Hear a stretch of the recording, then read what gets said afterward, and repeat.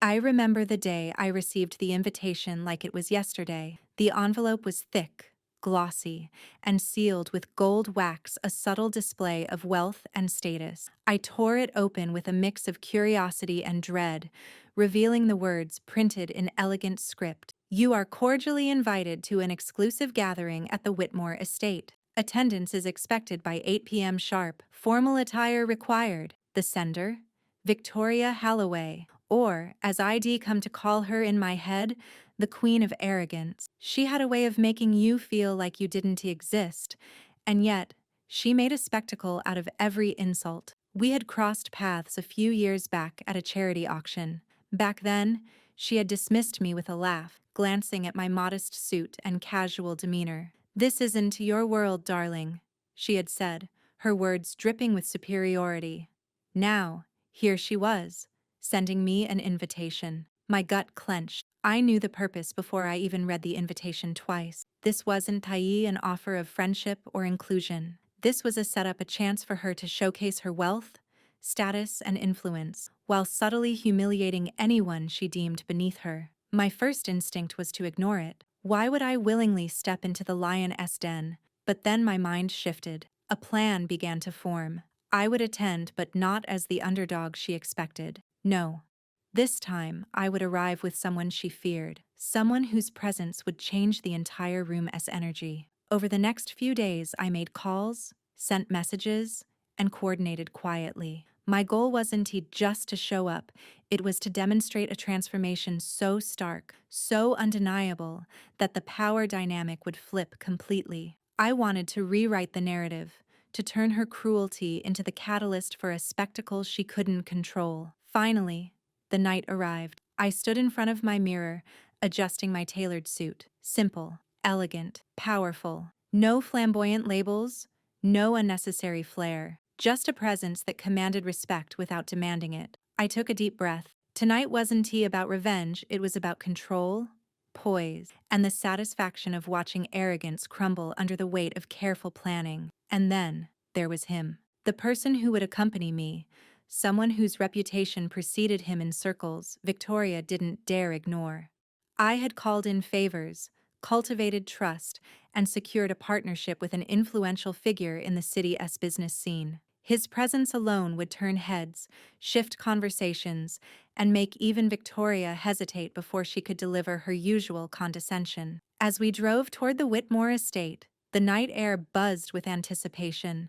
The mansion loomed ahead, a fortress of privilege, wealth, and carefully curated appearances. Through its tall gates, the driveway glittered with luxury cars, and the valet team stood ready to receive the elite. I could feel the tension building in my chest, not fear, but excitement. When we arrived, I noticed the subtle glances. People recognized my companion immediately, their whispers trailing behind us like shadows. I could see Victoria's face from across the room, her eyebrows rising, her lips curling into a forced smile. She hadn't expected this. The room shifted subtly, the energy altering in a way that she couldn't control. We were escorted to a central area where conversations were in full swing. The laughter, the champagne glasses, the casual display of power, it all felt familiar, yet different this time. I wasn't just an outsider anymore. I was a presence that demanded attention, and the room acknowledged it.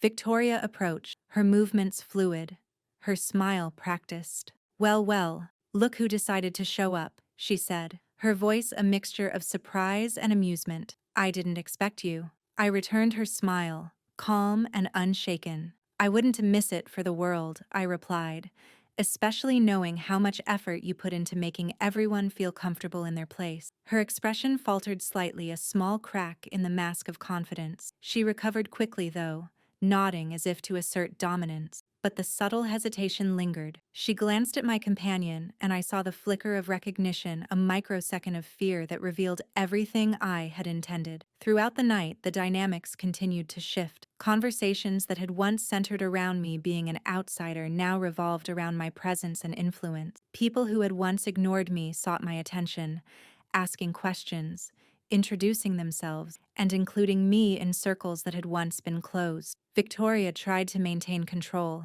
interjecting with practiced elegance, but every word I spoke, Every laugh shared subtly undermined her authority. My companion, quiet yet powerful, reinforced the shift. I noticed the way whispers followed us, the way her posture stiffened, the subtle tightness in her gestures. She realized she was no longer the one holding the strings. By the end of the night, the transformation was complete. I had arrived expecting potential humiliation, but instead, I had turned the event into a demonstration of influence, control, and strategic mastery. Victoria, who had once wielded her privilege as a weapon, now understood the reality. Some people aren't to be underestimated. Some people can quietly, patiently, and decisively flip the entire room, rewriting the rules without raising their voice. And in that moment, I realized something crucial. The best victories aren't loud or vengeful. They re-subtle, they re-strategic, they rebuilt over time, with patience and precision. The humiliation she had planned was never executed, not because of confrontation, but because I had entered the room on my own terms, with someone whose presence alone made her reconsider every assumption. As we left the estate that night, the city lights reflecting on the streets, I felt a profound satisfaction. I had faced the very setup designed to diminish me and transformed it into a stage for influence and control. The lesson was clear: never allow someone else to define your worth, and never underestimate the power of quiet strategy. Victoria's party was meant to humiliate. Instead, it became the moment I demonstrated that respect, influence, and calculated presence can completely overturn expectations. And this was just the beginning. The moment I walked further into the Whitmore estate, the air seemed to thicken. Crystal chandeliers cast their cold, opulent light on the polished marble floors, and the faint hum of laughter and clinking glasses reverberated through the grand hall. But this night wasn't just another glamorous gathering. This was a calculated test, and I intended to pass it while flipping the script completely. Victoria didn't waste any time. From across the room, she spotted me and narrowed her eyes. The smile that had once been so confident was now strained, a faint tremor betraying the fact that she hadn't anticipated the presence of my companion. People she had relied upon to echo her superiority were now forced to adjust, shifting their attention subtly toward me. Every whisper I caught as we passed told the same story. She had miscalculated. Then it happened. She approached, heels clicking sharply against the marble, her posture perfect, her tone carefully controlled. "Alex," she said, as though trying to reclaim some semblance of control, "I didn't expect you to attend. I thought you might reconsider."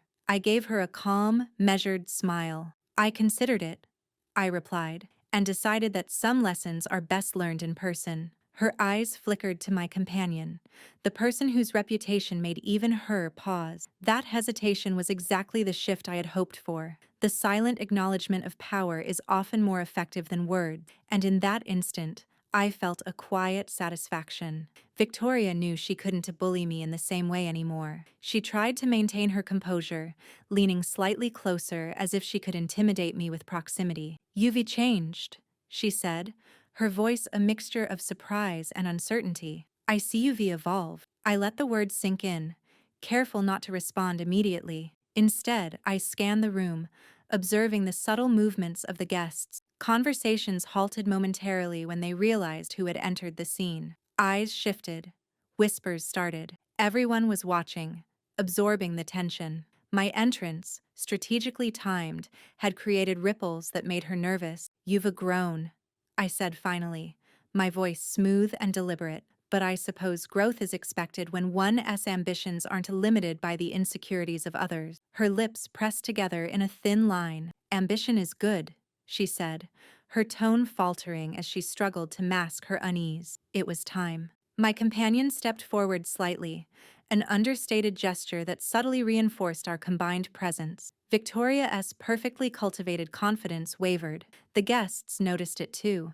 Whispers grew louder, questions unspoken. "Who is he with? Why is she uncomfortable?" Victoria leaned in, trying one last tactic: subtle humiliation. "I hope you understand," she said, her voice almost honeyed, "that not everyone is meant for these gatherings. Some of us are born into it." She paused, letting her words hang like a thread in the air. "It is not personal. It is just etiquette." I met her gaze steadily. born into it perhaps, but influence, respect, and power, those are earned.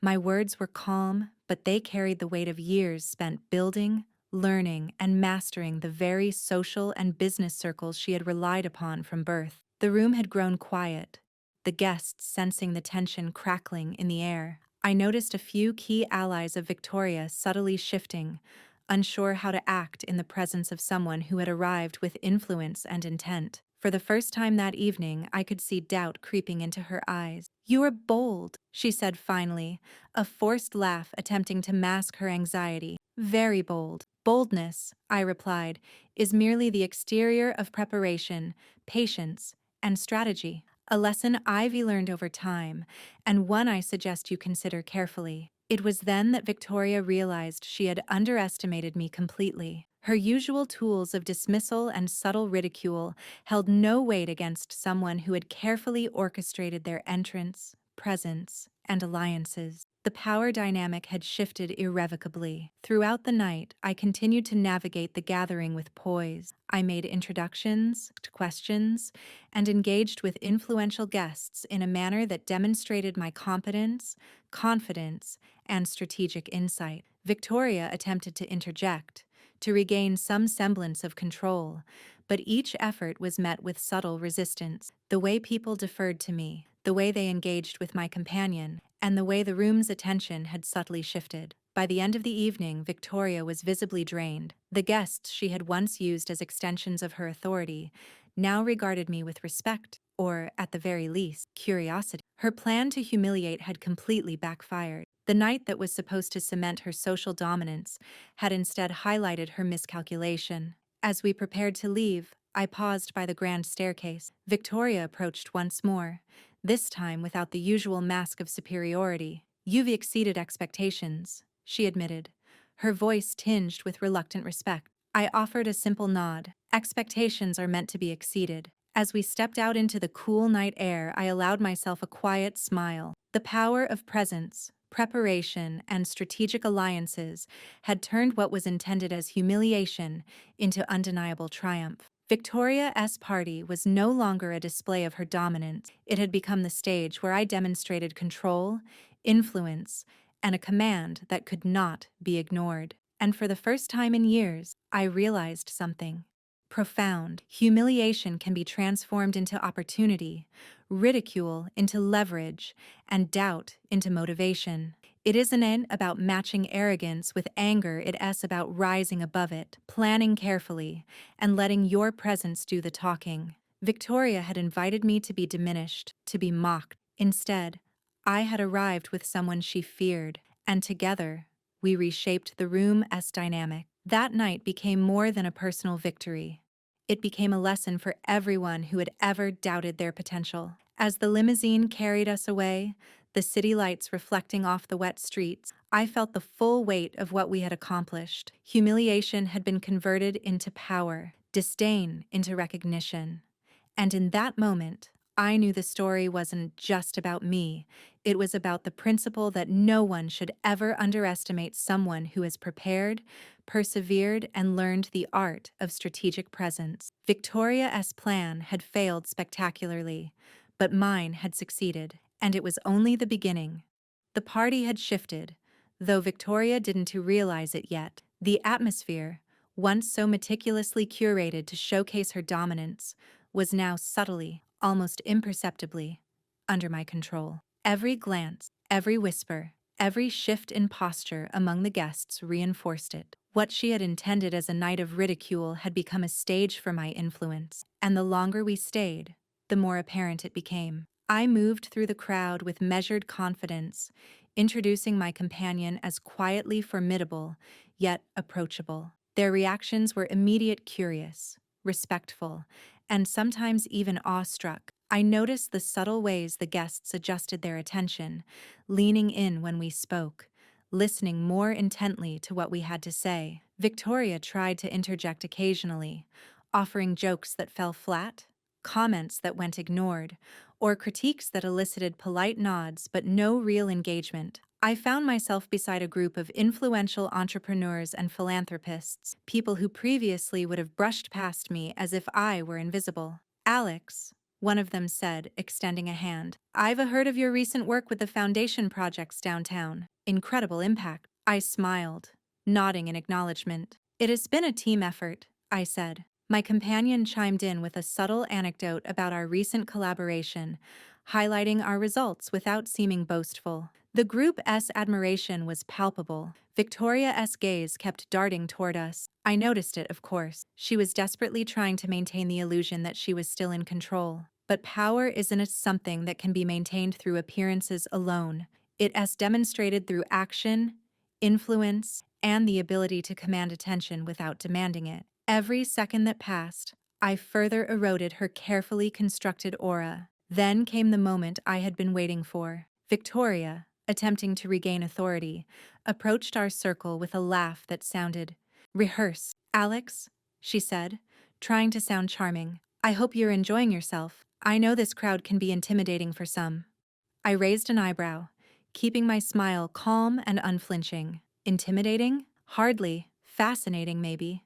Insightful, certainly. And you, Victoria, your ability to craft such events is impressive. But I do wonder, how often do you consider the people you aim to impress versus the people you aim to overshadow? Her eyes flickered, registering the implication. She tried to mask it with a laugh, but the tension was palpable. For a moment, the guests around us noticed it too, how Victoria, so skilled at projecting power, was now facing subtle but undeniable opposition. I could see it in their eyes, the shift in perception. "You've changed," she said finally, voice tight, trying to maintain her composure. "I don't recognize you."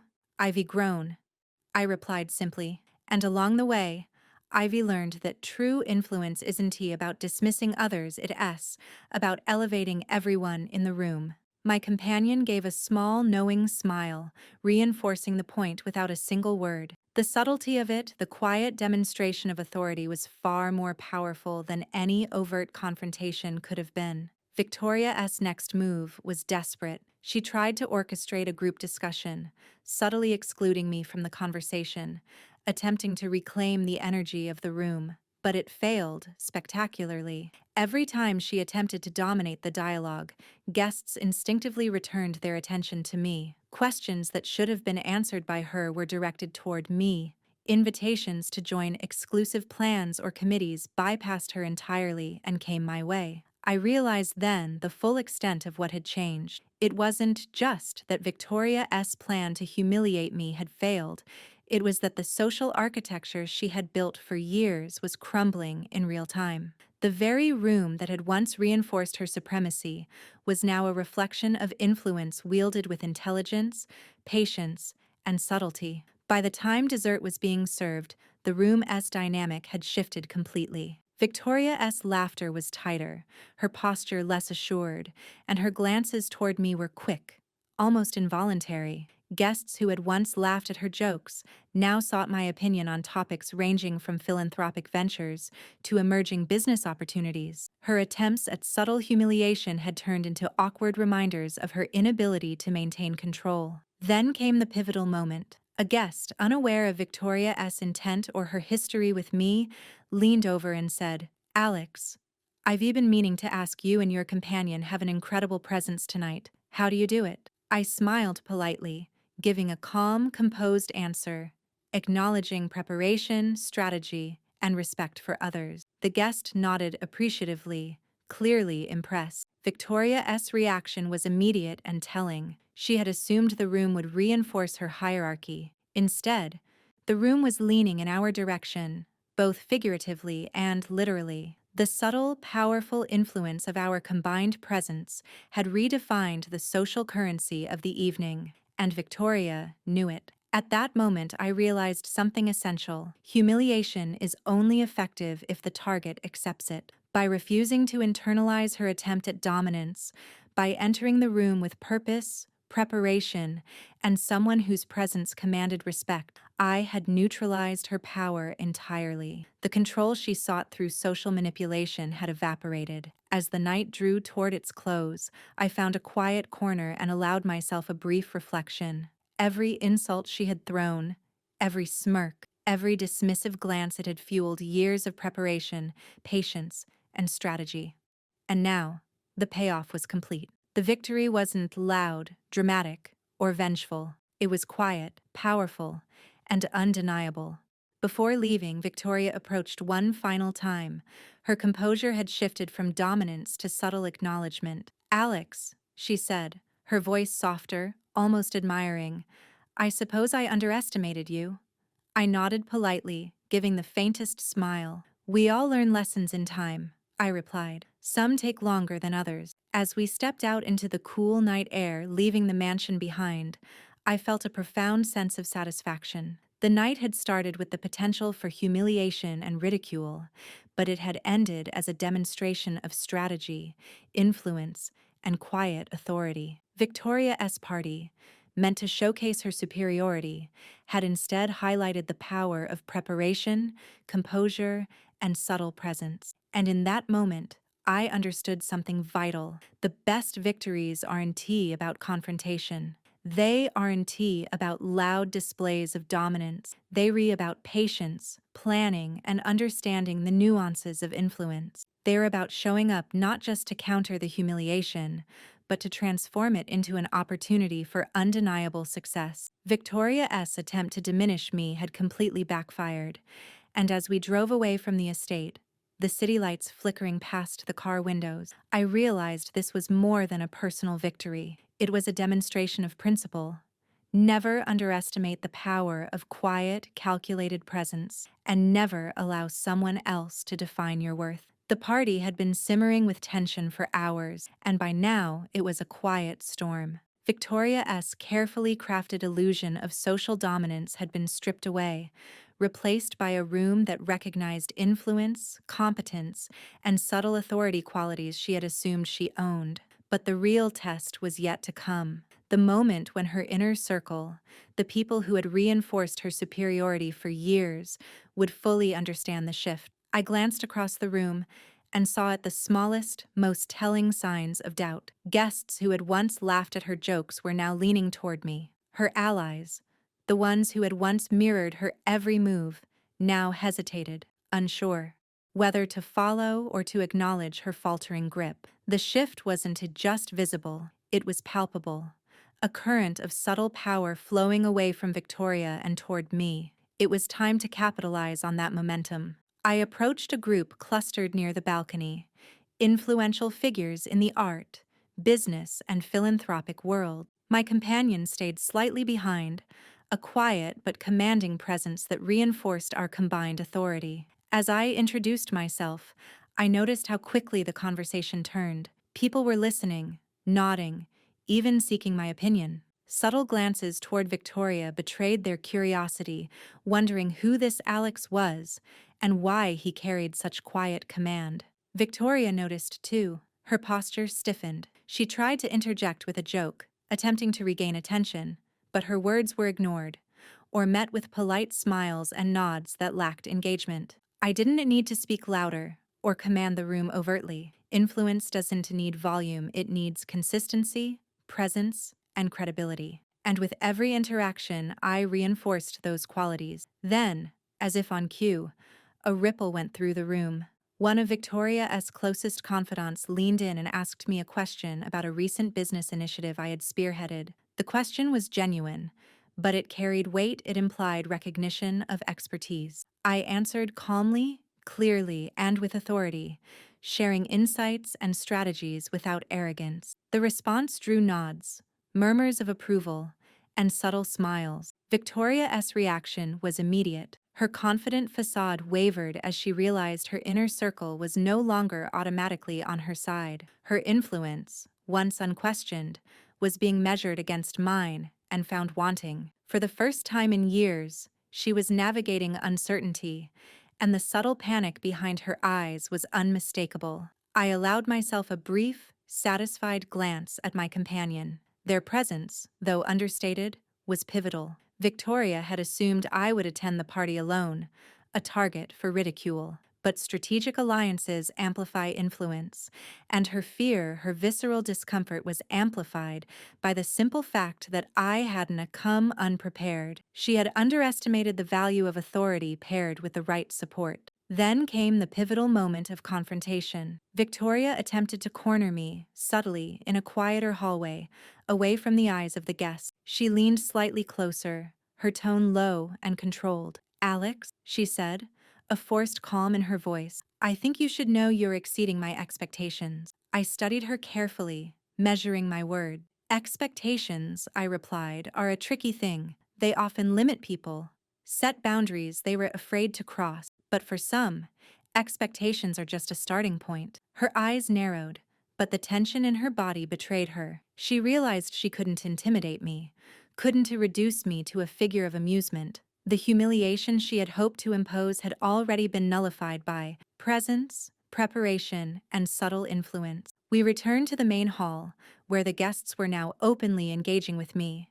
Conversations paused briefly as we walked past, and every whisper, every glance, reinforced the truth. Victoria's authority had been supplanted. Her allies had begun to reassess their loyalties, and the room, once a fortress of her social dominance, was subtly aligned with me. I seized the opportunity. Addressing the room, I spoke lightly but confidently, acknowledging collaborations, strategic ventures, and initiatives I had undertaken in partnership with several of the guests present. Each mention drew interest, curiosity, and admiration. The room shifted again. This time, Victoria's influence had been dismantled not through confrontation or confrontation alone, but through demonstration of competence, strategic alliances, and calm authority. By the time dessert was served, the room's energy had changed entirely. Victoria's attempts to regain control were noticeable only to her, and increasingly, to no one else. Her poised smile had become tighter, her usual charm forced and strained. I noticed subtle signs of disorientation, quick glances around the room, half-formed sentences, hesitations that betrayed the internal recalibration she was forced to undertake. I approached Victoria one final time, making sure the moment was witnessed by a few key guests. "Victoria," I said softly but clearly, "this night was supposed to demonstrate hierarchy. But it is remarkable what happens when preparation meets opportunity." Her eyes widened, recognition dawning slowly. She understood the truth, and it was undeniable. Her plan to humiliate had failed, her dominance overturned by strategy, influence, and a quiet, commanding presence. "I suppose," she began, voice trembling slightly, "I underestimated you." I nodded politely. "Underestimation can be costly," I replied, "but it is also an opportunity, one I hope you will take seriously." With that, we departed. The limousine carried us through the city streets, the night air crisp and invigorating. My companion's subtle acknowledgement of a job well done reinforced the night's lessons. Influence is earned, respect is cultivated, and power is measured not by loud declarations, but by the quiet authority one carries in every interaction. As the city lights blurred past the windows, I reflected on the night's events. The humiliation I had once feared, the attempts to diminish me, had been transformed into opportunity. Every glance, every whisper, every subtle shift in allegiance had been orchestrated by preparation, strategic alliance, and unshakable composure. Victoria's attempt to control the narrative had failed spectacularly. She had invited me to be diminished, but I had turned the scenario into a demonstration of influence and strategic presence. The room's dynamics had been rewritten, and the hierarchy she had relied upon for years had been subtly but irreversibly altered. And I understood a profound truth. In life, the moments meant to humiliate can be transformed into stages for triumph. Strategy, preparation, and quiet authority are far more effective than confrontation. Respect and influence are earned, not assumed, and the careful application of both can completely redefine a room, a relationship, or even an entire social structure. The night had begun with the potential for ridicule, but it ended as a lesson in power, presence, and influence.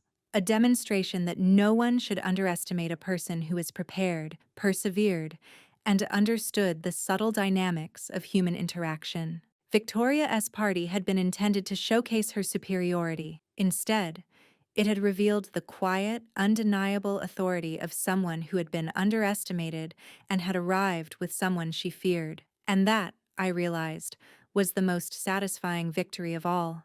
The final hours of the party arrived with a tense sort of elegance. The music had softened into subtle jazz, and the last of the hors d'oeuvres were being served. The guests, who had spent most of the evening covertly assessing the shifting dynamics, were now openly observing the interplay between Victoria and me. I could feel the weight of their attention not in the form of scrutiny, but in recognition. Victoria, now fully aware that her intended humiliation had backfired, tried once more to regain her footing. She approached me with a tentative smile, attempting charm and levity. "Alex," she said, voice tight but controlled, "I suppose I should congratulate you. You've handled yourself admirably tonight." I turned to her, allowing a faint smile. "Thank you, Victoria. It has been a lesson in strategy, patience, and observation.